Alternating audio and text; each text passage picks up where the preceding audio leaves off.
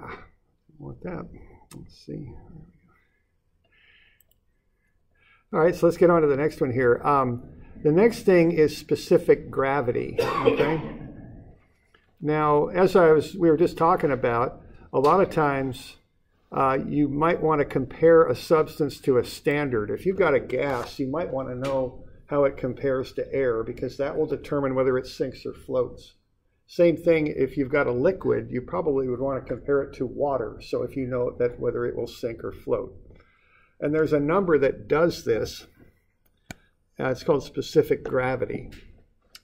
Okay, so what this number does is compare whatever you've got to the density of a standard substance. Typically for liquids, you compare it to water, and to gases, you compare it to air. And what this number tells you, if it's greater than 1, the substance will sink.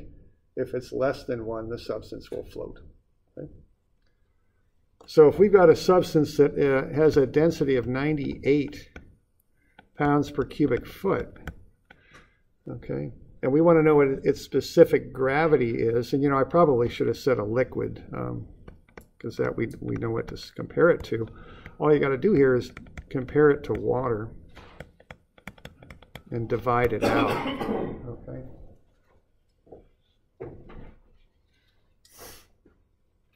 And then we'll take this 98 and divide it by 62.4, and we're going to come up with 1.57. So this stuff is 1.57 times as heavy as water is. Okay? Now those units, notice, they cancel out. So this is a unitless number. It's just a ratio comparing whatever you got to the standard. And for liquids, the standard is water. Okay?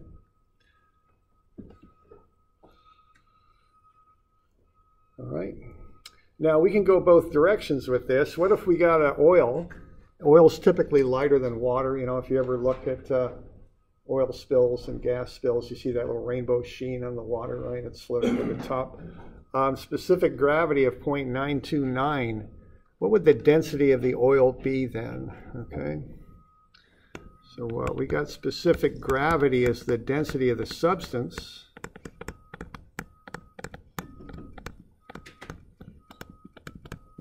Divided by the density of the standard, which in this case we'll use water.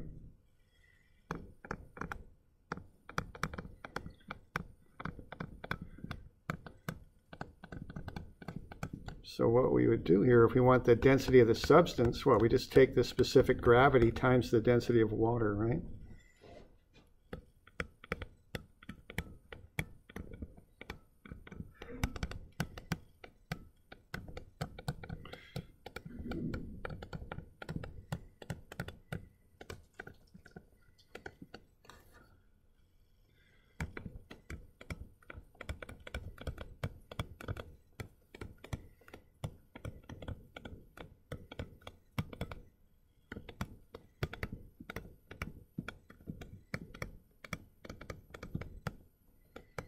Now this answer will come out in pounds per cubic foot because we're taking that unitless specific gravity times what we got going on for water here.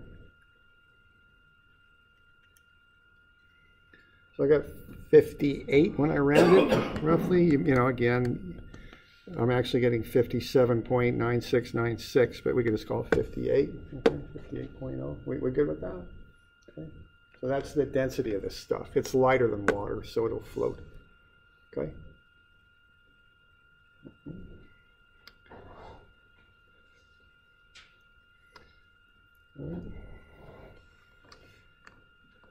All right, how about finding the, if we fill this container up and it weighs 976 pounds, what's its specific gravity? What's the specific gravity of the stuff in there? Now, let's look at one thing here first. We got 20 inches there. You always got to watch your units, right? 12 inches to a foot. So 20 divided by 12. So 1.67 feet is what that is, right? So be careful. Now the other thing is round stuff like tanks and pipes that we deal with, we call them out by diameter is what we do, okay? But the area of a circle, generally speaking, is pi r squared. So remember to take half that number there, okay?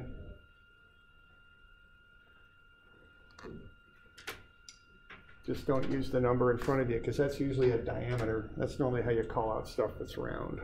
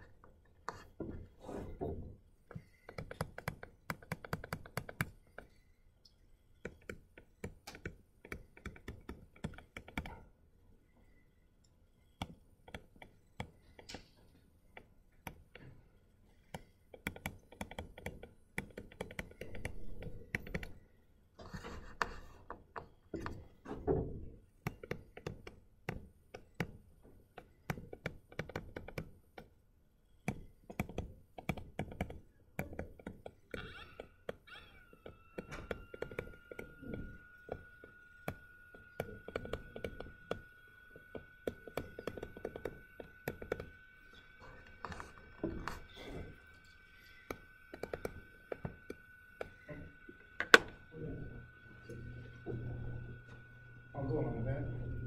You getting there? Yeah. You might have got there a little different than I did, but yeah, I got just made it 0.835. it's okay. Onwards. I'm here, yeah, but Yeah. it's probably didn't take it off too much. A little bit, a little variation. Not a big deal. Yeah, mine is yeah. Oh, right. You took 1.67 divided by 2. I took one. It's actually 1.666. It's fine. I mean, Yeah, I know. Yeah. I've got me under some of this is already here from last year. Yeah, sure. Yeah, that's one issue with this book. Doing it this way, it's kind of occurring. But okay. We good with that? Yeah, it's funny. Our first term with Brian, when we were going through this, we had a serious issue with rounding. Like, where do you want us to round to? This and it was kind of funny. That's a rabbit hole. I don't want to go down that rabbit hole. Yeah, no worries on that. Yeah, I don't I came know. up to 1.37. Yeah. Okay. Fine. And I'm not. But and again, in that practical world, man, it's a. Look out! Go in the plant. Look at the tank. You know? Exactly. And also, did someone measure the inside of it? Yeah. Right. Exactly. Yeah. Is it a perfect circle? Probably not. I mean, et cetera, et cetera. Just we don't need to go there. Okay. Okay, how about one more? Let's say we're going to fill this container and the substance has a specific gravity of 1.21.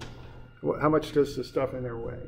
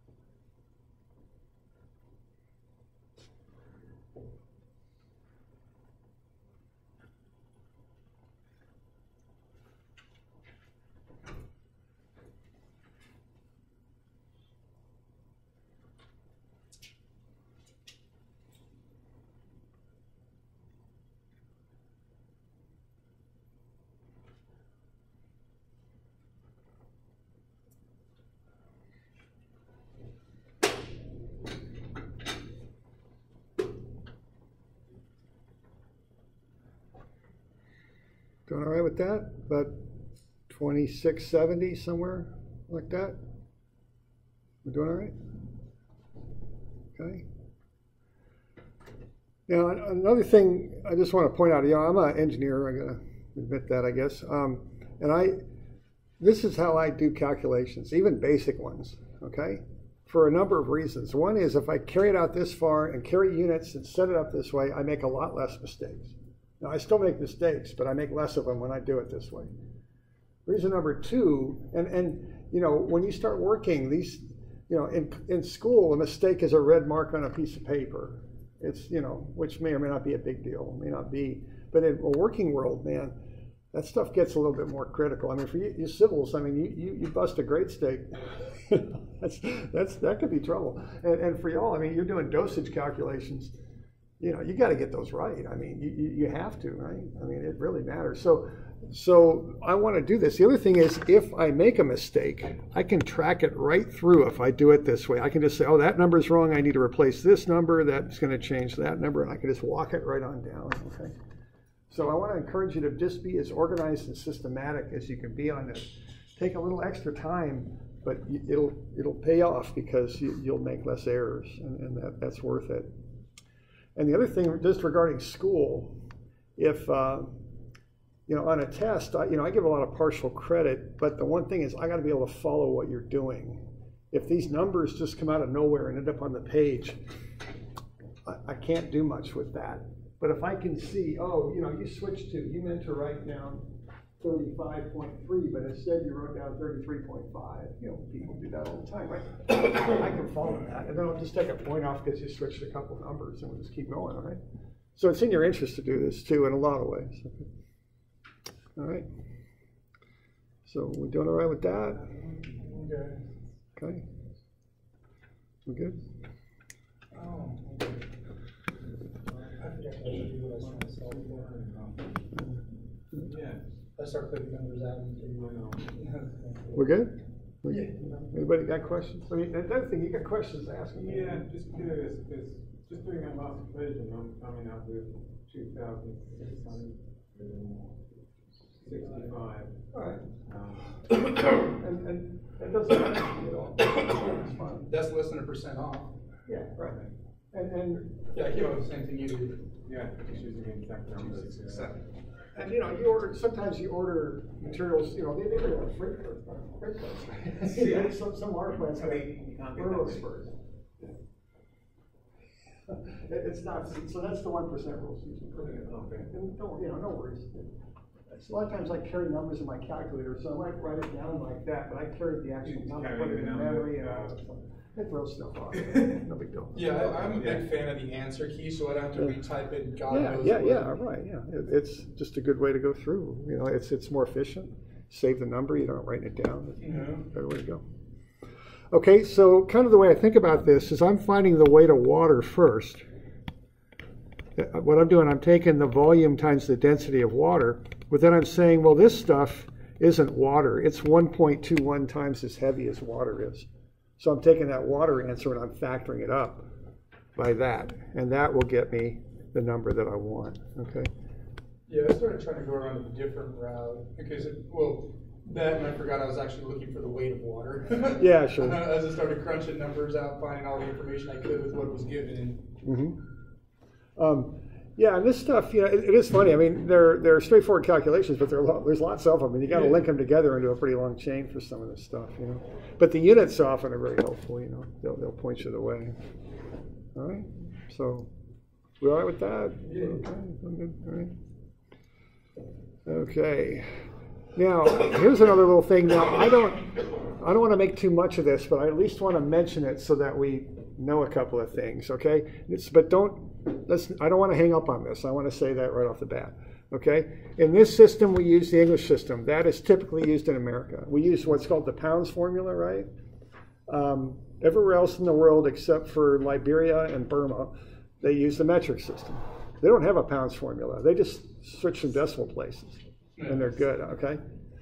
So now the metric system, things are done differently. Here we talk about if I want to know what I weigh, I jump on a scale and my weight will come out in 185 pounds. Okay.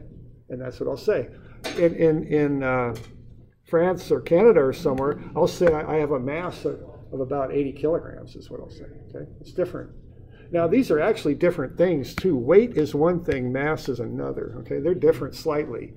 We tend to use them kind of interchangeably in this country, but they're not honestly the same. And I just want to touch on that. I don't want to get hung up on it, but I want to touch on it, okay? This goes back to Newton, okay? Isaac Newton. And I think it's safe to say he was a pretty smart guy, okay? He figured some of this stuff out. And what he figured out is if you apply a force to something, which is a push or a pull, you'll make it accelerate, okay? So if I have this object and I apply a force to it, I change the velocity of it. I make it accelerate, okay? If you're driving down the road and you step on the gas, your tires start to spin faster, you exert a force on your car, and you actually start to accelerate, and you kind of move back into your seat, right? So, and he figured out this relationship that the force equals the mass of the object times its acceleration, okay? All right, now we can apply that to weights. It's a funny thing, but despite the weight doesn't affect the acceleration due to gravity, which we call G. If I take two objects of different weights and drop them, sorry about that, they accelerate down at the same rate. It's kind of an odd thing. There's a constant acceleration here on the Earth.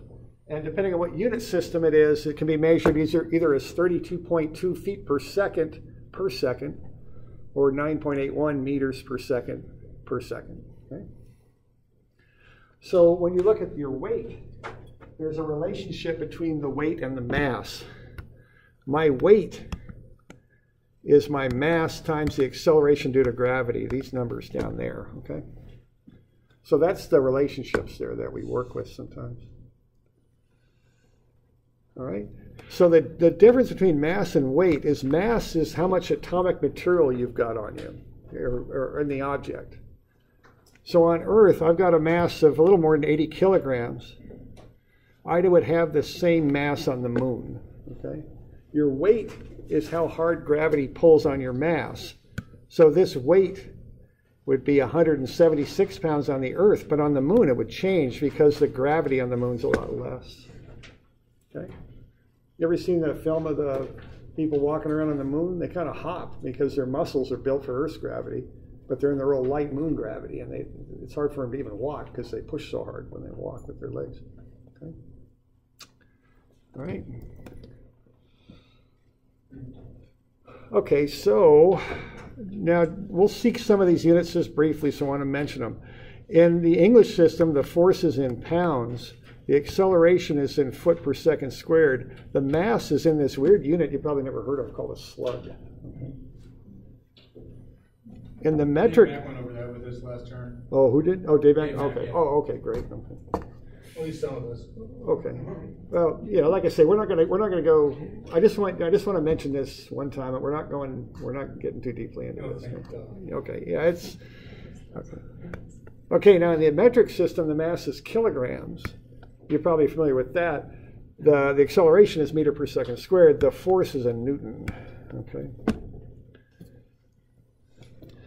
So I've been lying to you. Density is not actually weight per volume, it's actually mass per unit volume in the technical definition, the literal definition. Okay? The weight over the volume that we've been calculating so far in this class is actually called specific weight. Okay. But in common speech, we use the term density in this country to mean weight over volume. So we're going to keep doing that. But technically that's incorrect. We really ought to call it specific weight, but I don't care that much. In this country, it's typically just called density, okay? But I just want to point that out to you just as a finer point, okay? So I just want to go over that just a little bit because we're going to be seeing some of these units every now and again. We're not going to use them much, but we're going to see them. And also just this technical point on density and specific weight. They are actually different, even though we'll use the word density to mean what we've been doing with it, okay? So got any questions on that? All right. Okay. All right. So weight and specific gravity, or excuse me, density and specific gravity are the two things that we talk about here. Now, there's a few other characteristics I want to mention. They're on page 57. The first one is viscosity. Okay. The technical definition of viscosity is a resistance to shear stress.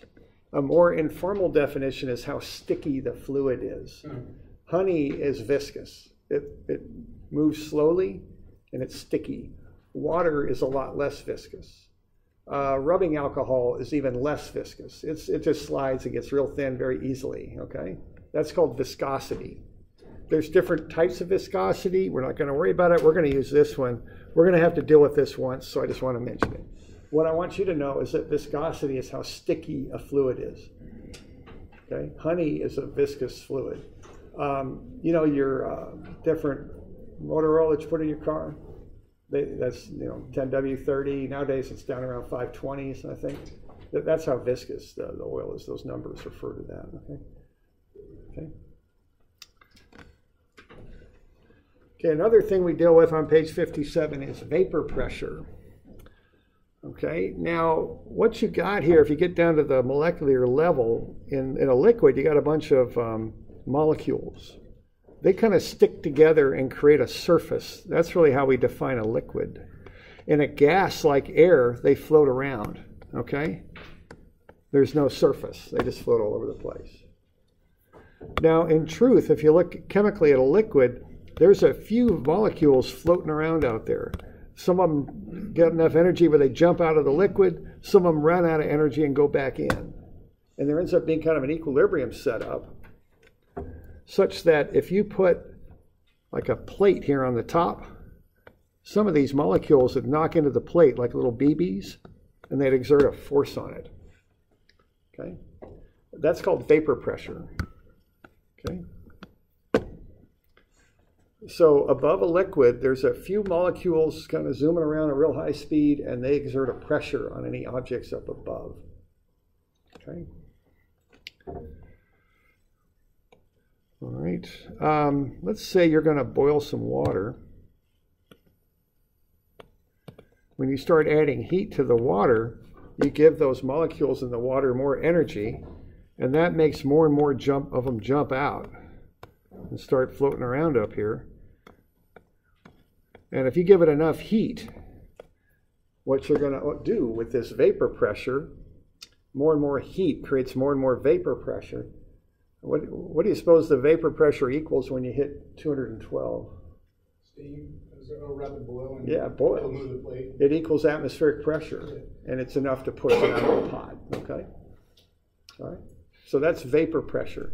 We care about this because it affects pumping sometimes. It affects how high you can lift water out of a stream or something like that with a pump, okay? So basically, the idea here is there's enough of these molecules floating around that they can cause a pressure on a surface up above.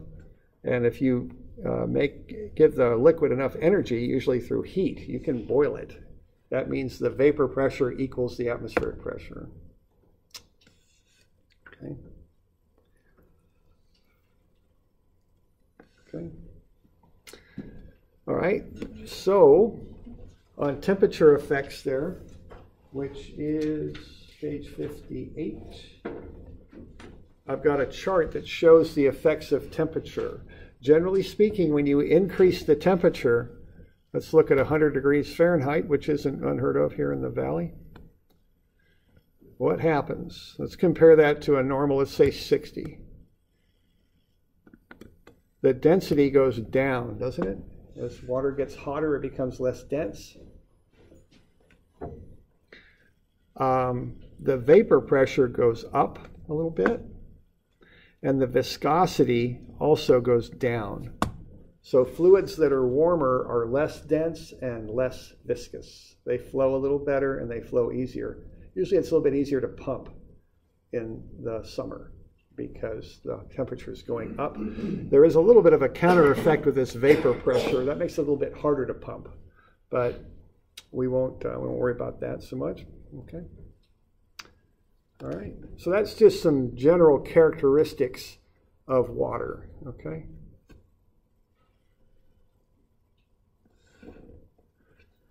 Now the last thing is We got a bunch of air over our head that causes atmospheric pressure. If you start going up in elevation, like up to Bend or somewhere, you don't got as much air over your head anymore. That's going to reduce the atmospheric pressure. Now, what that means is it's easier to boil water. Okay, I used to live in Flagstaff, Arizona. That's 7,000 feet up in the air. So now water boils at a lower temperature. You ever look at a package of noodles? Sometimes they have a high elevation recommendation. Mm-hmm. That's why, because when you boil, you're not getting as hot. It doesn't cook as fast. Mountaineers will actually take pressure cookers with them sometimes, because when they're way up in the mountains, they can't get enough heat to cook what they want to eat. It makes sense from a weight perspective. Instead of bringing a bunch of extra fuel with them, they bring a pressure cooker with them. Okay? To get that high pressure, to get more heat in the water when they boil it. Huh. Right. That makes sense. I never really understood why my uncle did that. Yeah, that's the deal. You go out camping, instead of going hunting, you bring a pressure cooker, you swore by it. I'm like, how come? It just works. Yeah, it does. That's the deal. All right. And would that be the same as your like going up with your tire pressures and stuff like that? Would it affect that as well? Like, say you're over in Bend and stuff like that. Say it has a higher elevation, then you come back down to the coast. Your tires would seem a bit lower. I think they would seem lower. The reason for that is we're getting ahead of ourselves, but that's fine. No, it's fine. What you got atmospheric pressure that pushes all directions. Mm-hmm. On average, it's 14.7 psi. That's average atmospheric pressure. What you do in your tire is if you want 30 psi, you're going to put actually 44.7 absolute pressure in there. Oh, okay. That'll counteract this, okay? Now, if you go up to Bend, this isn't going to be as high anymore. That's going to drop to 12, let's say, because you're higher. So your tire pressure actually is higher. It goes up at Bend, it'll come down at low elevation. Higher elevation, it goes up. Lower elevation, it drops. Because it's the differential between what's in your tire versus what's out in the atmosphere. Okay. Cool. Right. So let's see. So we got so that's chapter 1 right there. So why don't I give you some stuff to do here? Now, the stuff to do is different than those of you in the water program did last year. Okay, we're going to work on the back. I'm going to have you do problems 6.1 through 6.5. Okay. Yeah. What numbers again? They look like this: 6.1 through 6.5. Okay. You got that? And they're in the back of the book. Okay, so 6.1 and 6.5. Now, a couple of things here. Let's have a look at Moodle real quick.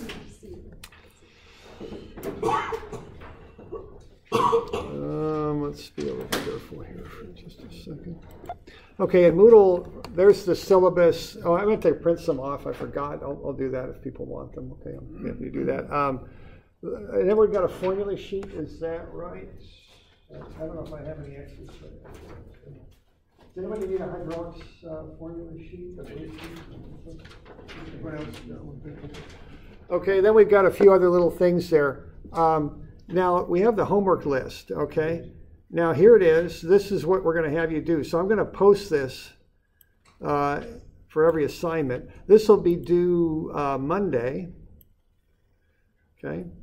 And that will be, and it's not October 3rd. This is Monday it's Wednesday, so 7th? 7th, yeah. So Monday, October 7th will be that list. Now notice I'm giving you the answers, except for one problem, okay? But this will be pretty typical. I'll put the listed problems in Moodle. It'll be above this line of X's here, okay? I haven't done it yet, but I'll move that up and I'll change the date. And I have the answers there for you, okay? Now, like I said, if you get slightly different answers than me, that doesn't bother me. Those answers are for your use. I did give you one problem that's a little bit more challenging, okay? 6.5, I'll just tell you about that. I'm not going to give you the answer for that. I'm going to let you do your best on it. I'm not going to make that any huge percentage of the homework assignment or anything. I'll give you points for effort on that too.